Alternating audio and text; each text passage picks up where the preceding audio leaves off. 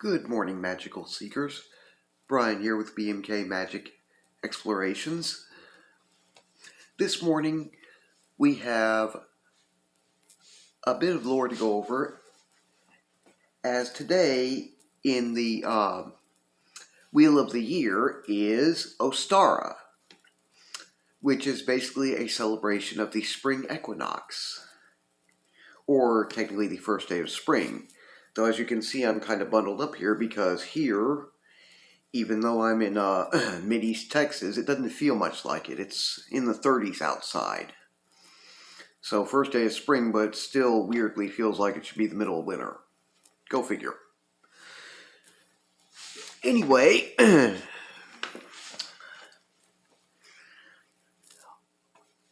back during the Christianization of Europe, the Venerable Bede, or Bede, that's B-E-D-E, so I'm not sure exactly which way you pronounce it, who was a Christian monk and historian, wrote a book called The Reckoning of Time, in which he mentioned that the Anglo-Saxons, that's British of his time, would celebrate about the month of April, what was known as Eostre, which that's E-O-S-T-R-E.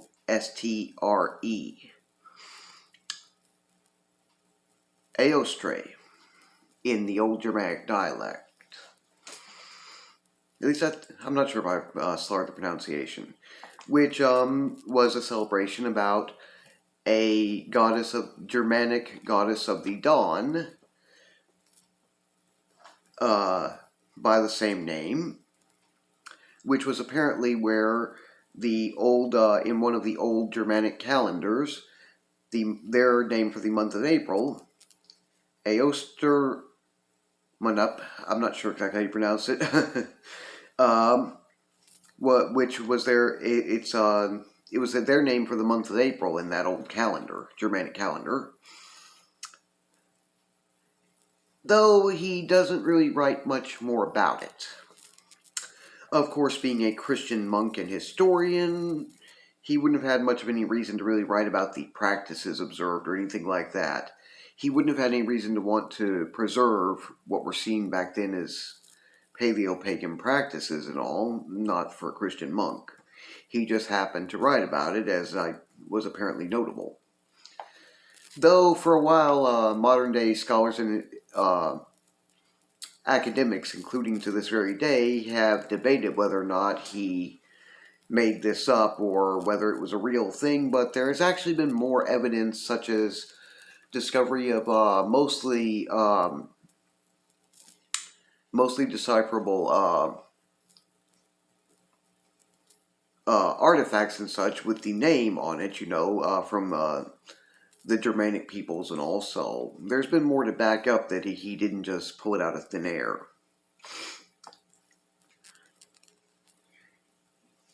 Anyway, a bit later on, Jacob Grimm of the Brothers Grimm would also write more about Eostre, and he literally took Bede or Bede pretty literally. And among the other things that he wrote about it was that Eostre was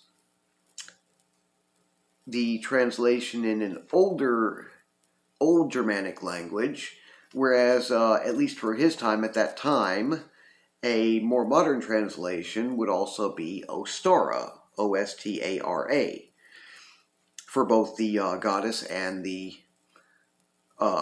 particular festival itself, which is where we get the name from, pretty much. And thus, the Anglo-Saxons would have used Eostre, pretty much, whereas in like I said, the newer German language by that time, it would have also been common to use the name of Ostara. So anyway, that's basically what we have of historical or evidence and lore writings about it. That's looking at it from the academic and scholarly viewpoint somewhat. Though otherwise we don't have a whole lot more.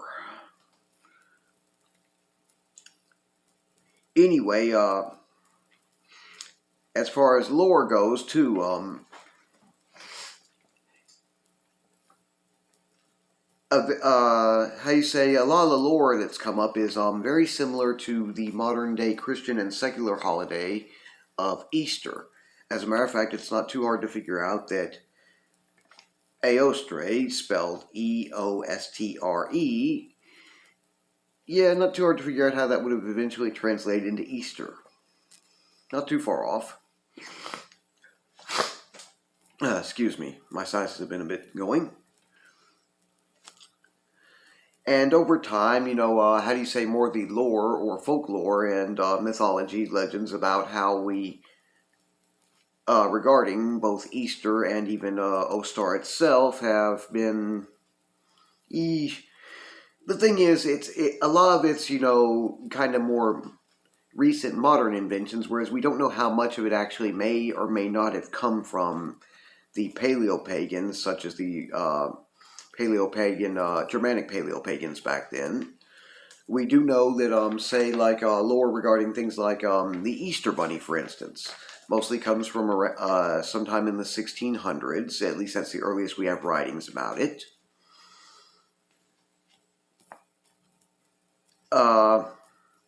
And it certainly propagated more into the modern holiday form of Easter.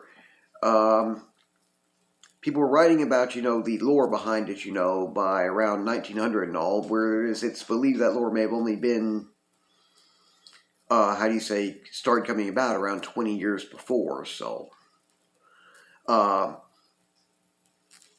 Anyway, part of that is, in terms of the modern Neopagan Ostara and all, some of the lore that's usually gone by is for, usually the Germanic or Anglo-Saxon version, something like that would usually be along these lines, which would be that the goddess, Ostara or Eostre, found a bird whose wings had been turned to ice during the winter, and thus she turned it into a hare or rabbit so they could stay warmer and survive the winter more easily. She transformed it, and then it was allowed to lay eggs for children to find. Part of our egg laying, what goes in with the egg laying traditions. Of course, in the older Germanic version, this would have been basically where, she could, the hare or rabbit could lay eggs to pretty much year-round, whereas in the version that the Anglo-Saxons would tell it, or supposedly, it was where the eggs could only be laid right around Ostara or Eostre, the festival. In other words, one day a year. Whereas if we go to the modern, the Neopagan religion of Wicca, the lore changes a bit. That's more about, again, the seasonal cycles and changes and everything in its own way. And, well, the goddess in Wicca, not universally, but in a lot of traditions, is commonly known as the Great Goddess, or Triple Goddess. And at this time of year, the spring equinox is when she would go from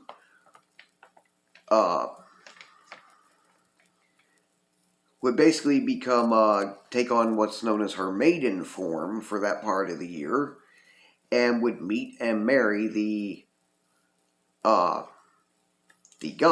god, Ceranos, thus making him into a sun god, considering that she would at that time have been a goddess of the dawn.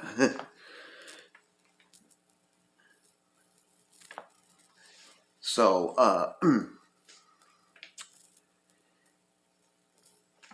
the lore, it depends on which, Neopagan religion or tradition you're looking at this from as to the lore and all, but,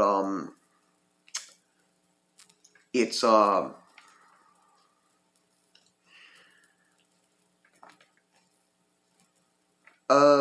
I said, it's, a lot of it is believed to be more lore that may have been retro-invented, as opposed to being necessarily from the Paleo-Pagan past. At least we don't have a lot of evidence to say it really was from the Paleo-Pagan past. Interestingly enough, too, as I said before, the Wheel of the Year, when I did the video on the Wheel of the Year, it's common throughout much of Neopaganism, though not entirely universal. And, well, we could say, Germanic Neopaganism. There's at least 3 I can name right off the bat, where this is a prominent festival, Sabbath, and holiday, which is Germanic Neopaganism, or heathenry, of course. Then Wicca is also found commonly, and of course Druidry, or Neo-Druidry, also does have it too, though there it goes under a name which it's a little different there. It's called Alban Alir. At least that's the American English translation. I'm not going to try it in Welsh. And part of that is because the Wheel of the Year, as I'd said in the video on that, is more of a invention of more recent modern times, although it does harken back to the past. As a matter of fact, one thing I forgot to mention there is Ross Nichols, the founder of the Order of Bards, Ovates, and Druids in Neo-Druidry, and Gerald Gardner, who is the founder of Wicca. They basically were friends and came up with the modern-day concept of the Wheel of the Year and all, which is one reason why it's found commonly both in Druidry, or Neo-Druidry, and Wicca, even though, again, the particular festivals and all, holidays, Sabbaths, may go by different names and be observed a bit differently. As a matter of fact, Alban Alir is a little bit of a different matter, though not so different. Just I figure I will save going over it on another year, and we'll get into it a little bit more,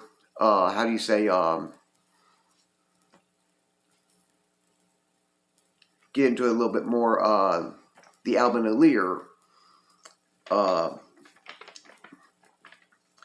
We'll get more into that version of it again at another year. As I figure, as I'd said in the video on the Wheel of the Year, I'll probably go over different variations and different celebrations, on different years. So anyway, that's one reason why in the Wheel of the Year, it's actually, that's found both in Druidry and Wicca, among others. Part of it is Ross Nichols and Joe Gardner having been friends and come up with the concept at the time together.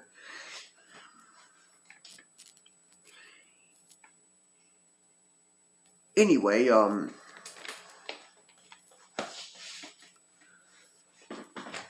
how would you, there are some other lore and practices that we don't know exactly how far back or how old they go. For instance, the practice of dyeing or painting eggs. The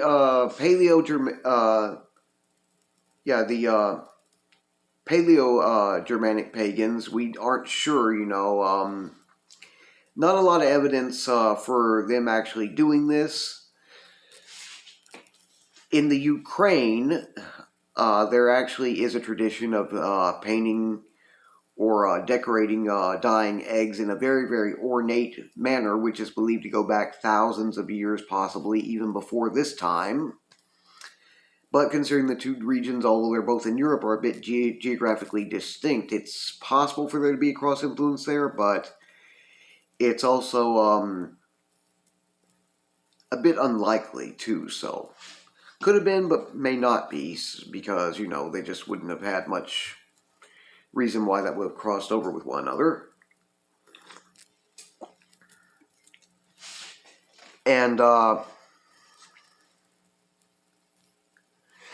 this is one of those that takes a lot, from a lot of the practices and stuff could be said to be cross-bred with Christianity, too, which I didn't really mention that much when I went over the Wheel of the Year video, but that is fairly true. And now when I went over, in my old channel, my other channel, BMK Retro Gaming, where I created Retrotober and Retrotide, I believe I mentioned that a lot of the more ancient holidays and all probably lended to or where some of the inspiration for our modern day versions come from, which there may be some truth to that. One thing I could say, though, is, they're not necessarily directly derived from them.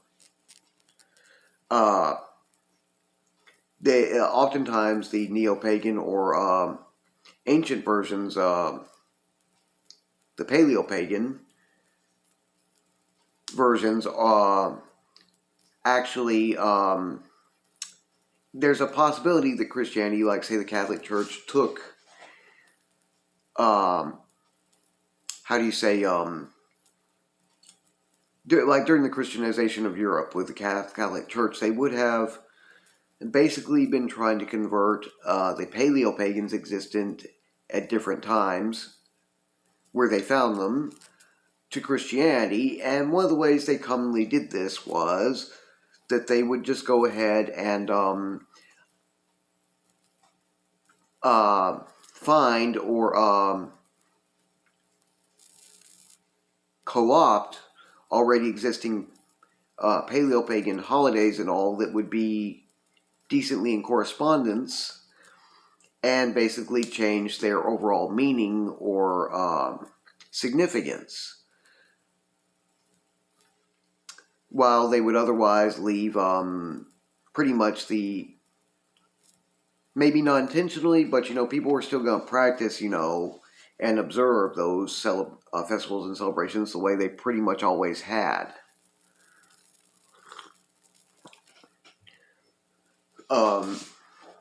For instance, in the case of this particular Ostara or Aostre or Ostara, the themes that are commonly present are basically about new beginnings, abundance, and fertility. The goddess Aostre or Ostara, well, basically, like I said in the lore, changing the bird's wings from being frozen, to changing it into a rabbit or hare to better survive the winter is an example of renewal or a new beginning. But that's a lot what the season is about, anyway. It's the spring equinox.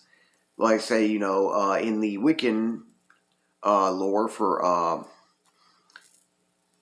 modern day Neopagans in that respect who follow Wicca, in some cases, it's all about, the goddess awakening and then meeting and marrying the god. Which is kind of, this is a time of year when, everything seems to start to wake up again. Things start, flowers and all start to bloom and pollinate. You can find rabbits and hares emerging from their burrows, things like that. So yeah, it's a good theme, and it's not a big surprise, in that way that the Catholic Church would have said, we've got a goddess who basically is of the dawn and kind of reawakens and all this time of year. So it was basically just changed so it would be where their, God or godlike figure, Messiah, Jesus Christ, would have been resurrected from having been crucified, which is another example of, how do you say, a new beginning. So, not hard to see where, that's kind of what I was getting at. Instead of Aostre, or Ostara being the one who's getting a new beginning and all, it changed to Jesus. And then to, like, say, the practice of dyeing eggs, what we know of probably, as it was changed over by the Catholic Church to Easter and all, or at least Easter was started to supplant it, eggs would be dyed red and with a cross painted on them to symbolize this, which is the other earliest evidence we have for those particular types of practices. Which would again be an example of it being cross, Christianity or the Catholic Church that influencing the modern Neopagan Ostara in a way, whereas we can't say for sure, except for the possible Ukrainian example with theirs, whether or not they actually would have, the Paleo-Germanic Neopagans would have actually dyed eggs. Don't know. Kind of like how I said the Easter Bunny is more of it comes along later and may or may not harken back to the lore of, the Paleo-Pagan past so much. One reason why they thought, some people might want to go, well, why would they think a rabbit will lay eggs? We don't know if they did or didn't, except for, the lore, which seems to be may not have been an invention of the Paleo-Pagan past. But it might be understandable, where rabbits do make kind of their own nesting. Rabbits and hares make their kind of own nesting, and it does look very much like what a bird would do, so it could have just been a misunderstanding, or, an idea that, that rabbits, like birds, could apparently lay eggs. I mean, people could be ignorant of these things back then.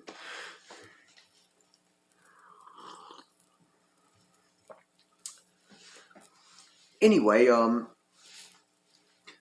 my point being that, it's one of those in the Wheel of the Year, which is, as a modern Neopagan holiday celebration and Sabbath, it does indeed harken back to the Paleo-Pagan past in some ways, as far as we know, but a lot of it has been taken from, crossbred with, what came about with the Christian and secular holiday of Easter, and readapted backwards in a way, and some of it's just more newly invented lore that we're not sure exactly where it came from, except for that it had been written about, and apparently you tried going back just tracing, what the origins of the Easter Bunny lore are, and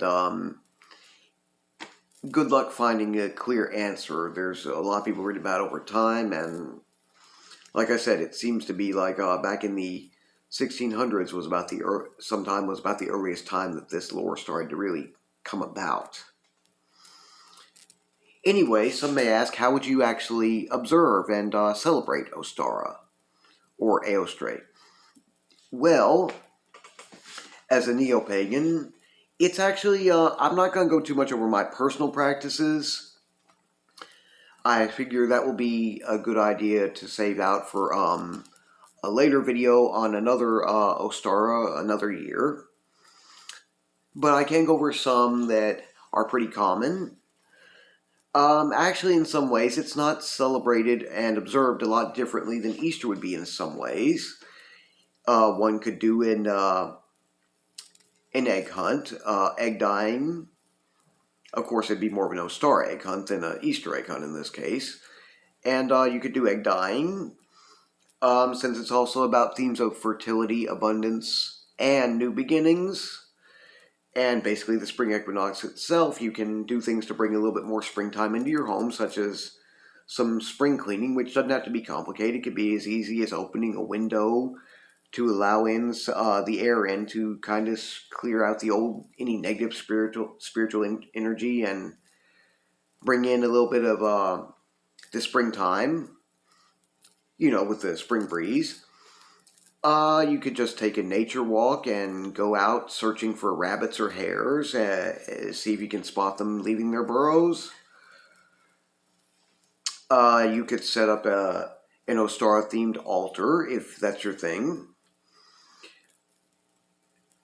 There's quite a few different things you could do, and like I said, one of the simple things I'm going to do, besides this video, is I'm going to be up, sunrise here should be a little after 7:30, and considering that Eostre or Ostara was considered a goddess of the dawn, or a sun goddess in a way, well, it'd be very appropriate to be up to observe the dawn as it sets in. But there are a lot of other things you can do too. Like I said, at a later video we'll go over it a little bit more in detail, but for now, know that those is if you know or have Christian friends who practice Easter, practices aren't, it's somewhat different, but it's not so different. Like I said, you still got things like egg dyeing, egg hunts and all, and as far as I know on the Easter, most Christians, a lot will actually go out on Easter Sunday, which is usually, I believe it falls on the 31st this month, and it's usually, I believe, like the first Sunday or full moon after the spring equinox or something like that. We'll have a, sunrise service where they actually are there for the sun rising. So, there again, Eostre, Ostara, gods of the dawn, sunrise service for Christians. Kind of see where these two may have taken some influence from each other and all. Like I was trying to say, a lot of those in the wheel of the year in that respect as regards our modern holidays, they were predecessors or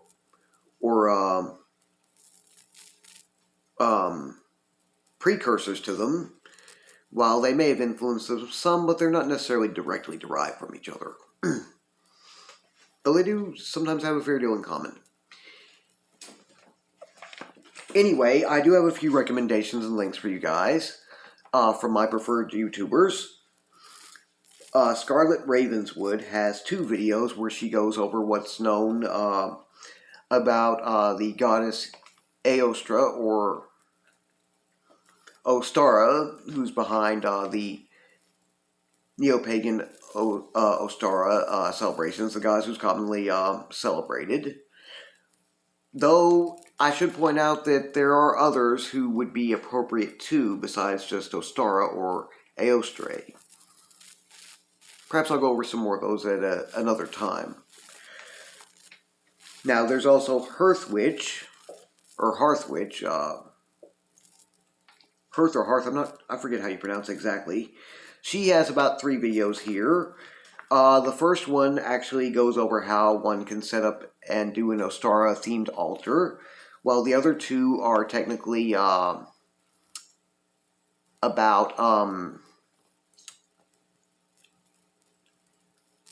how you can celebrate and observe Ostara, while Ocean Keltoy is the last one, who has one going over, again, the goddess, Eostre or Ostara, and a bit of the lore behind this. I will leave links to all those in the order I mentioned them. Now, another thing that, you could probably notice, during this time of year, depending on your region, and one reason why I switched back over to my spider-type pendant is because as spring starts to set in and all, oftentimes it's not uncommon to notice spiders having come into your home. It's usually a sign of early springtime. So that's another thing, you just observe the cycle of nature in a way. That's part of what this is all about for Neopagans. Anyway, I'm sorry if this video ran a bit long and all, but sometimes they will. If you enjoy this channel's content, please feel free to like, share, and subscribe, and please don't hesitate to leave any questions, comments, or suggestions down in the comment section below. Again, I'm not going to be too tolerant of any trolling, so be forewarned. In the meantime, I hope that this channel and I have helped to bring a bit more magic into your lives. Everyone have a Blessed Ostara, or Easter, whichever you prefer. Well, it wouldn't be Easter yet, but have a blessed holiday season in those respects.